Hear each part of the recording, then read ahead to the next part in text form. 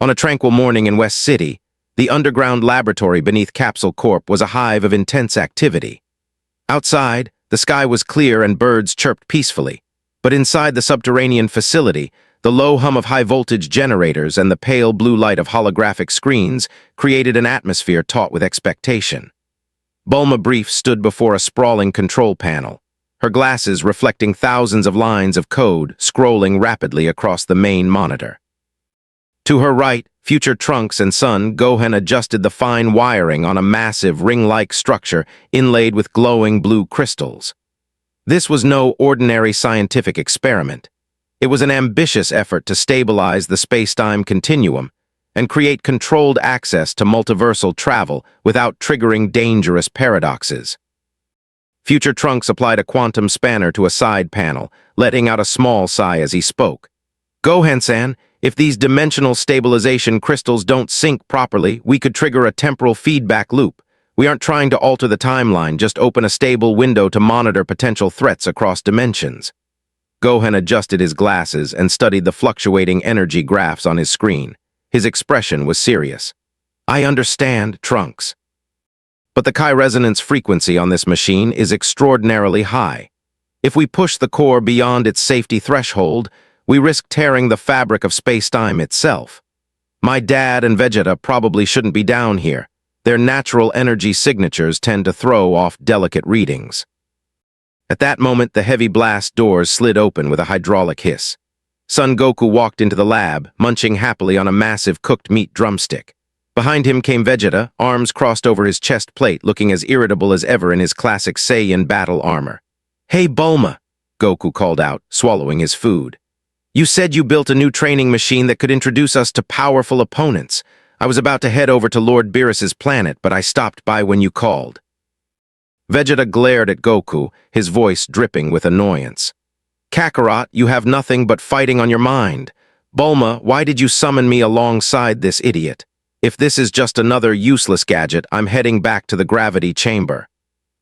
Bulma turned around, hands firmly on her hips. "Vegeta, keep quiet for 2 minutes. This isn't just a gadget, it's my crowning achievement, the multiversal quantum gate. With this, we can scan spatial frequencies across alternate universes. And Goku, wipe your mouth." She placed her hand on the main activation lever. "We're starting a low-frequency test run now. Trunks, status report." Trunks monitored the primary console. "Core stability is at 85%, Mum. Spatial anchors set. Energy alignment complete." Bulma pushed the lever forward. At the center of the metallic ring, a tiny point of bright blue light ignited. It expanded rapidly into a swirling vortex of energy. But the moment the portal stabilized, the entire Capsule Corp complex began to tremor violently. Emergency alarms blared throughout the room. "Warning! Dimensional core overloaded. Unidentified cosmic radiation detected," the computer's automated voice warned. Purple and silver arcs of spatial electricity leaked from the portal, causing nearby monitors to short-circuit in showers of sparks. "Bulma, what's happening?" Vegeta demanded, his aura sharpening instantly. Bulma typed frantically on her console. "The system isn't responding. An external gravitational force from the other side is pulling the portal open. The core won't shut down." The gravitational pull inside the room surged, causing heavy steel crates and equipment to lift off the floor and slide toward the vortex. Goku tossed his food aside as a brilliant golden aura erupted around him. He instantly transformed into a Super Saiyan to anchor himself and protect the others. "Trunks, Gohan, get behind me," Goku commanded. However, the force pulling on them was not standard physical gravity. It was a spatial tier-bending reality itself. Gohan went Super Saiyan and erected a Kai barrier around Bulma, but a powerful spatial shockwave burst from the portal, engulfing Goku, Vegeta, Gohan, and future Trunks all at once. Vegeta attempted to tap into Super Saiyan Blue, but the dimensional distortion disrupted his Kai flow.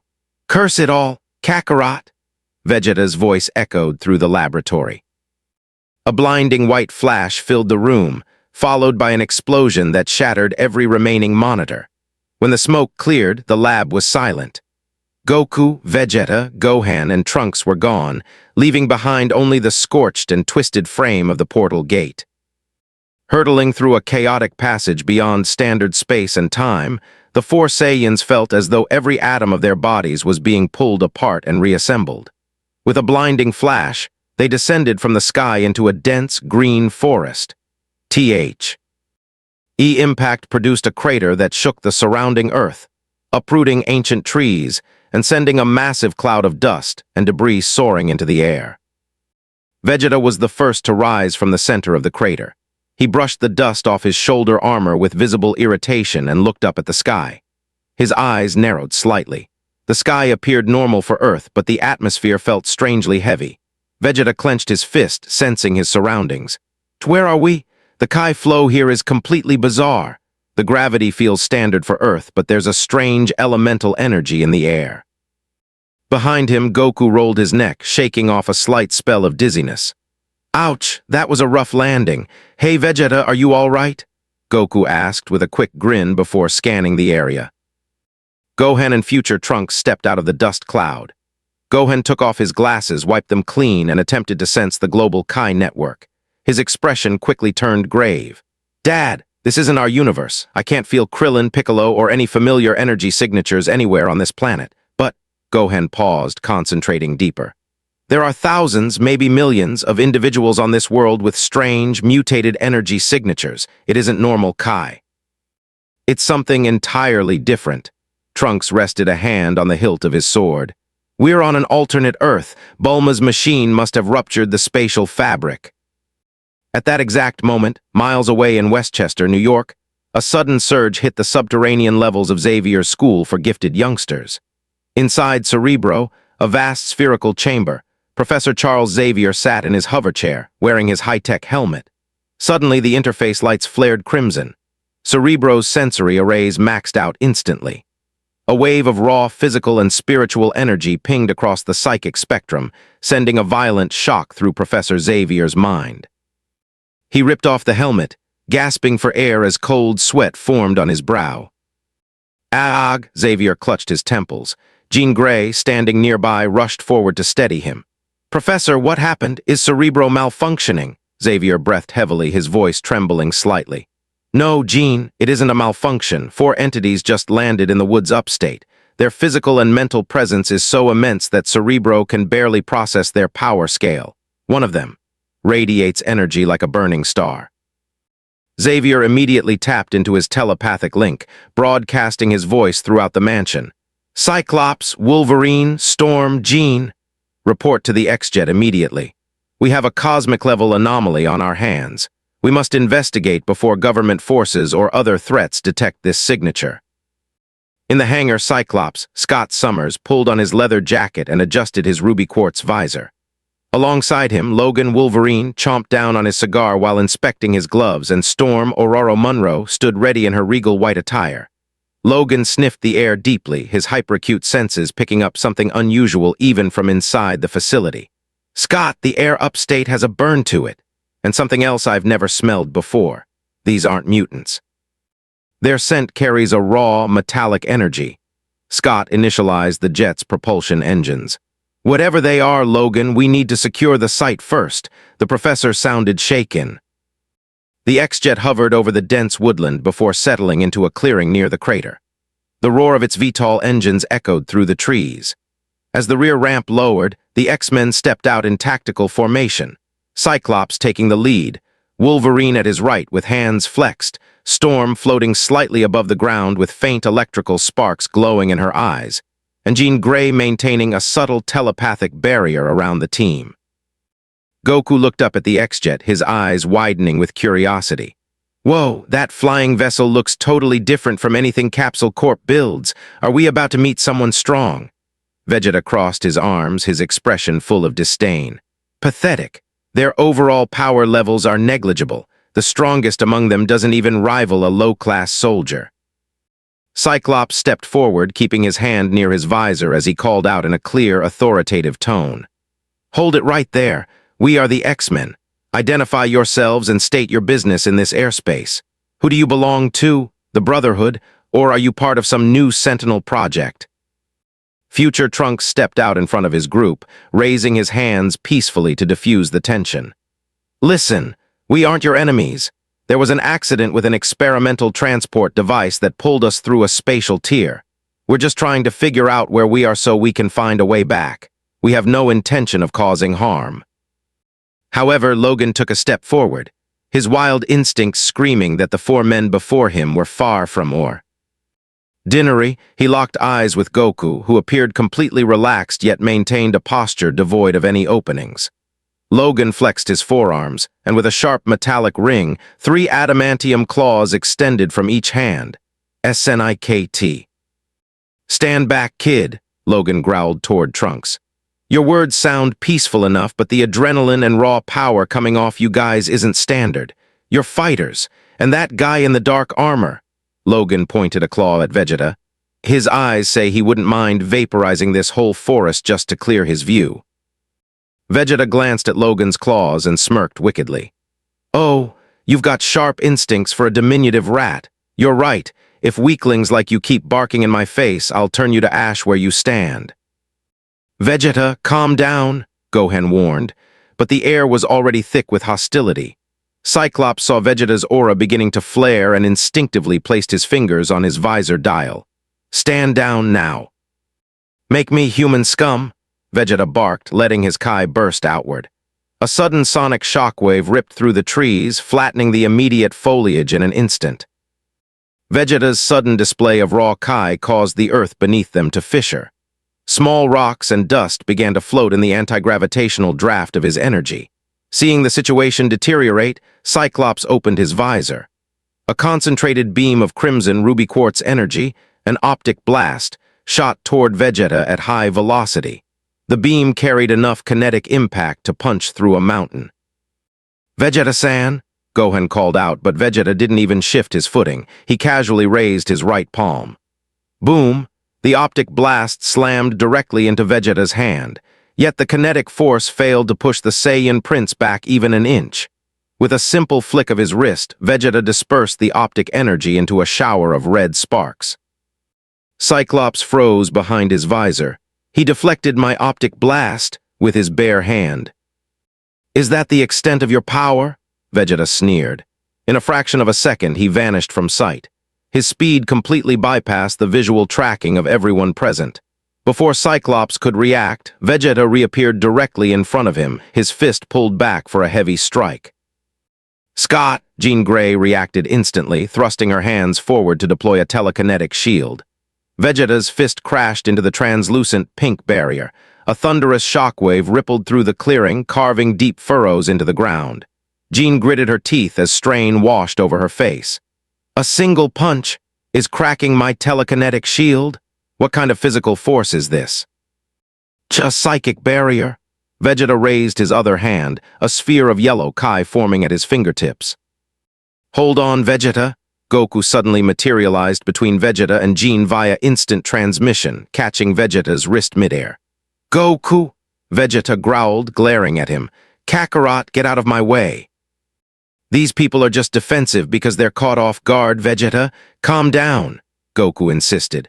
But before the conversation could continue, Storm raised her arms toward the sky. The clouds above turned pitch black as localized atmospheric pressure plummeted. Lightning crackled across the sky. "Feel the wrath of the elements," Storm called out, directing a massive bolt of natural lightning directly down at Goku and Vegeta. Thunder crash. The white glare of the lightning strike illuminated the entire forest. When the light faded, Goku was simply shaking out his spiky hair, entirely unharmed. A faint, wispy smoke rose from his orange gi. He looked up at Storm with an impressed grin. "Whoa, you can control lightning straight from the atmosphere? That's awesome. It's like a natural technique." Storm stared in utter disbelief. "My lightning didn't even singe him. What are these men? Gods?" Logan lunged through the clearing, aiming a lethal slash with his adamantium claws toward Goku's chest. "Cut the chatter!" Goku casually raised 2 fingers and caught the edge of Logan's center claw in midair. The indestructible metal pressed against Goku's skin, but it couldn't penetrate his Kai-fortified defense. Logan's eyes widened in shock. "What? My adamantium claws can't even break your skin." "That metal in your hands is really unique and dense, mister." Goku said gently, giving Logan a light push that sent the mutant skidding back several yards until he landed firmly on his feet. But like I said, we aren't here to fight you. We're just trying to get our bearings. While the skirmish unfolded in the forests of New York, thousands of miles away in Cairo, Egypt, a transformation was taking place deep beneath the desert sands inside a buried pyramidal chamber. A massive, ancient biomechanical sarcophagus, dormant for millennia, suddenly hummed to life as its status glyphs glowed with a brilliant gold and violet light. Inside, the ancient mutant known as En-Saba-Nur, or Apocalypse, opened his eyes. They glowed solid devoid of pupils. Biomechanical tendrils extended from his armor, interfacing directly with the ancient celestial technology embedded within the chamber walls. Apocalypse took a deep, resonant breath that caused the stone structures around him to vibrate. Ah, the awakening. Apocalypse lifted his heavy, gray-skinned face. This world remains frail, mutants and humans squabble like insects, and yet... He extended his arm, allowing his celestial interfaces to analyze the massive energy shockwave detected across the globe in New York. The monitors displayed the power outputs recorded from Goku and Vegeta. The energy curves broke standard scales entirely. While normal mutant energy signatures registered within predictable parameters, these readings soared into incomprehensible magnitudes. "What is this?" A rare note of genuine astonishment stirred in Apocalypse's deep voice, quickly replaced by intense intrigue. "This is not the X gene, nor is it any biological mutation native to this planet. It is pure, concentrated life force and spiritual energy, a power capable of bending matter and space without artificial amplification." Apocalypse clenched his massive, armored fist. "For millennia, I have sought the ultimate mutant genetic potential to reshape this world in my image, but these extra-dimensional entities, they are a divine catalyst. If I extract this, Kai, using celestial technology and bind it to my own biological structure, I will not merely rule this Earth. I will master the multiverse itself." Two shadowy figures stepped forward from the darkness behind him, his loyal servants. Without turning around, Apocalypse issued his command. "Pestilence! Famine! Prepare for departure. We head to New York. It is time to meet these new gods. The strong shall be integrated, and the weak shall feed the fires of my new era." Back in the clearing, tension remained high. Vegeta held a small sphere of flickering energy in his hand, while Cyclops kept his visor angled toward him. But before the standoff could escalate any further, a powerful psychic voice echoed directly within the minds of everyone present. "Everyone cease fire immediately." The telepathic projection was so absolute that Cyclops instinctively lowered his visor, and Storm allowed the storm clouds overhead to dissipate. Jean Grey wiped sweat from her forehead, breathing a sigh of relief. "Professor, you're broadcasting directly." "Yes, Jean, Scott, Logan. Step down," Xavier commanded gently through the mental link. "I have scanned the surface thoughts of our visitors. Their intentions are not malicious, nor do they harbor desires for conquest. Their presence here is the result of a catastrophic spatial accident." Vegeta suddenly gritted his teeth and clutched his head, his eyes flashing angrily. "Who dares enter my mind without my permission? Show yourself, you psychic coward." With a sudden burst of spirit force, Vegeta expelled the mental intruder, severing Xavier's telepathic link by sheer strength of will.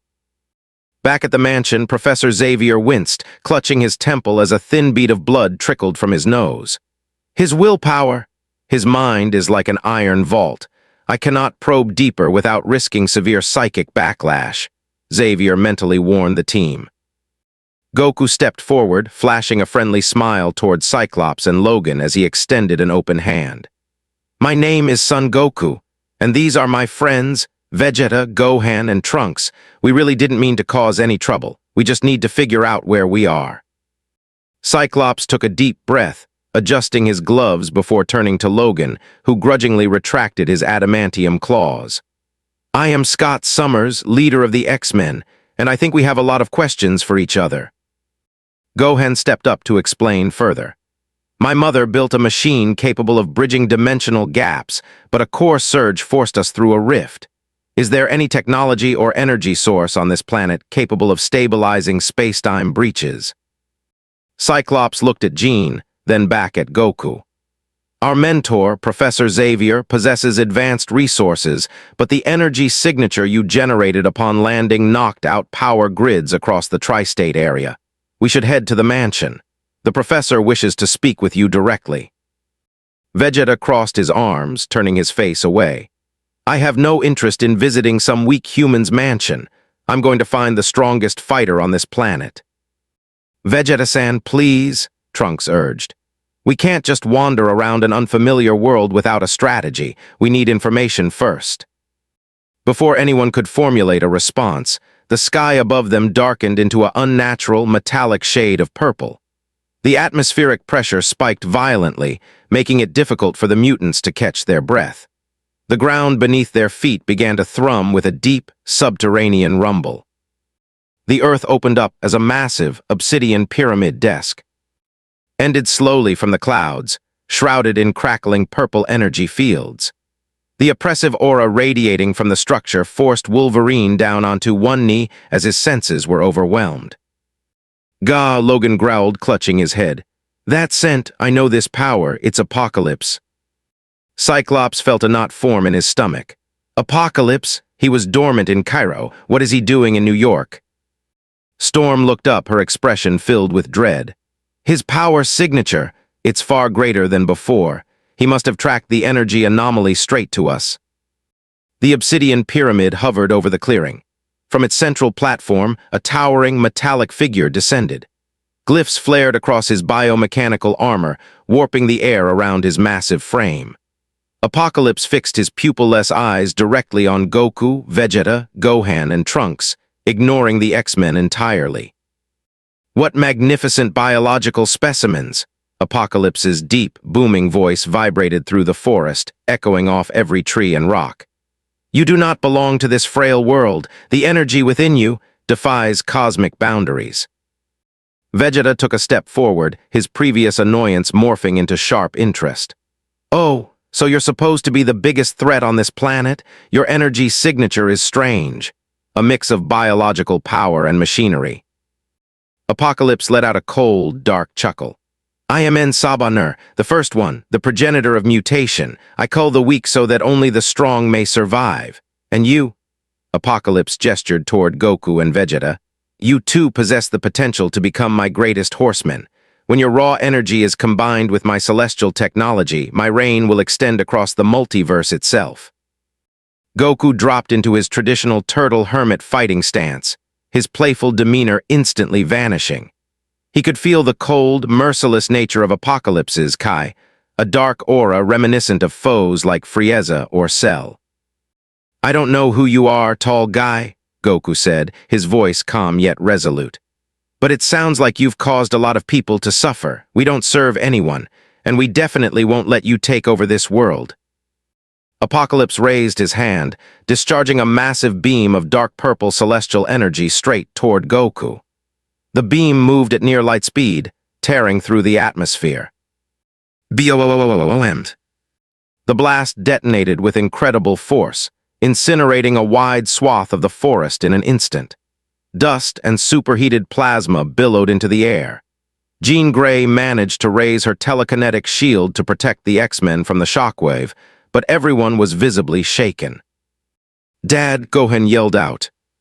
As the smoke cleared, Apocalypse's eyes widened slightly. Goku stood precisely where he had been, enveloped in a radiant golden aura that had completely deflected the blast. His spiky black hair had turned a brilliant, glowing gold, Super Saiyan. That was a decent warm-up beam, ancient guy, Super Saiyan Goku said with a confident grin. Now let's see what your mutation is really made of. The battle for Earth's destiny had officially begun. The golden light radiating from Super Saiyan Goku cast long, dancing shadows across the scorched remains of the forest. The air vibrated with a humming frequency so intense that even the air molecules themselves seemed to crackle with static electricity. The X-Men stepped back, completely mesmerized and intimidated by the transformation. Cyclops held his hand near his visor, his tactical mind racing to process what he was witnessing. His hair, his eyes, his entire energy signature shifted in a microsecond. This isn't a mutant power activation. It's as if he unlocked a sun inside his own body. Apocalypse hovered a few feet off the ground, his heavy biomechanical boots crushing the charred earth beneath him. He looked down at Goku, his pupil-less eyes narrowing slightly as he analyzed the golden aura. The internal celestial diagnostics within his armor scrolled through endless strings of data, attempting to categorize the transformation. "Fascinating," Apocalypse spoke, his deep voice carrying a metallic reverberation that echoed across the clearing. "A biological metamorphosis triggered by emotional focus and internal energy manipulation. It is not an X-gene mutation, yet it elevates your physical attributes beyond the known thresholds of organic life. You are a pinnacle of biological potential." Goku rolled his shoulders, his golden hair swaying gently in the rising heat waves of his own Kai. "I don't know much about your X-genes or celestial tech, but I know when someone uses their power to crush people who are weaker than them. In our universe, we've met guys just like you, Frieza, Cell, Majin Buu. They all thought they were the strongest in the world until someone stood up to them." Vegeta stepped up beside Goku, his arms still crossed, though a sharp, dangerous smirk played on his lips. "Kakarot, don't waste your breath giving speeches to T." His oversized tin can. Look at him. He relies so heavily on those mechanical augmentations that he's forgotten what real, unrefined strength feels like. Allow me to tear him apart. "Hold your horses, Vegeta," Goku chuckled, keeping his eyes locked on Apocalypse. "He targeted me first. Besides, I want to see what he's capable of." "Arrogant fools," Apocalypse rumbled, his gray face twisting into a sneer of utter contempt. "You speak of strength as if it were a game. Strength is not merely power, it is the absolute right to rule. The weak exist only to serve as fuel for the strong. If you will not willingly bow and accept your place as my harbingers of destruction, then I shall break your spirits and harvest your bodies for my grand evolutionary design." Apocalypse extended both of his massive arms. The metallic plating on his forearms shifted and reconfigured, revealing glowing purple energy conduits. With a sharp hum, two dense spheres of dark matter and concentrated plasma formed in his palms. He thrust his hands forward, releasing a twin torrent of destruction straight toward Goku and Vegeta. The twin beams of dark energy tore through the atmosphere, ripping deep trenches into the bedrock of the forest. The kinetic pressure alone was enough to blow back the surrounding trees that had survived the initial explosion. Rather than dodging, Goku leaped directly into the path of the right beam. He raised his right hand, coating his palm in a concentrated layer of golden Kai, and slapped the dark energy beam upward into the sky. The beam rocketed into the upper atmosphere, detonating harmlessly above the clouds in a brilliant purple flash that lit up the horizon. Vegeta didn't even bother deflecting his beam. He simply flared his aura, transforming into a Super Saiyan in a single burst of light. The raw kinetic output of his transformation shattered Apocalypse's second beam on impact, dispersing the dark plasma into useless sparks. "Is that all your evolution has to offer?" Vegeta taunted, vanishing in a flash of blinding speed. In the next instant, Vegeta reappeared directly above Apocalypse. He brought his right leg down in a thunderous axe kick aimed straight for Apocalypse's head. But Apocalypse's reaction speed was far beyond that of an ordinary mutant. Raising his left arm, he deployed a dense, translucent gray barrier composed of celestial force field technology. Boom! Vegeta's heels slammed into the celestial force field. A shockwave rippled outward, shattering the ground for hundreds of yards in every direction. Cracks spread across the barrier, but it held. Apocalypse looked up, his face devoid of fear, and suddenly reshaped his right arm into a massive, biomechanical tendril spiked with molecular disruption blades. "You are fast, Saiyan," Apocalypse growled as the tendril lashed out like a striking viper, aiming directly for Vegeta's throat. "But speed without total control is meaningless." Vegeta snapped his head back, dodging the blade by a fraction of an inch. The blade sliced through a strand of his golden hair before whipping around to wrap around his ankle. The tendril squeezed with immense hydraulic pressure, attempting to crush the bones in Vegeta's leg, and hurled the Saiyan prince straight into the side of the nearby mountain ridge. Crash!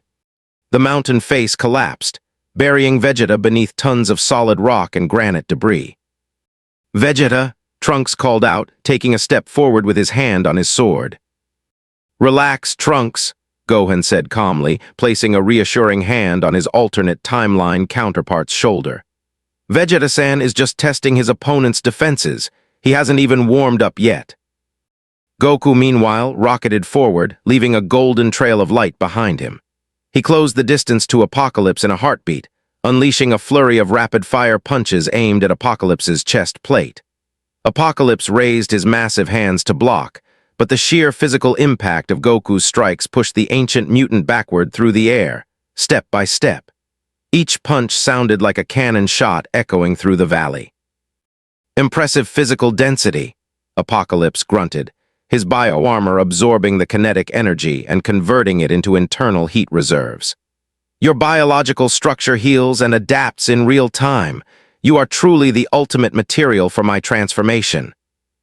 Apocalypse opened his mouth, unleashing a high-frequency sonic wave infused with psionic force. The mental and acoustic attack struck Goku point-blank, causing the Saiyan to pause for a microsecond as his ears rang and his vision blurred. Taking advantage of the momentary opening, Apocalypse brought both of his massive, heavy fists down onto Goku's back, slamming him into the crater below. The X-Men watched the high-speed battle in absolute disbelief. The speed, force, and destruction being displayed before them exceeded anything they had ever witnessed, even during their fiercest battles against Magneto or the Sentinels.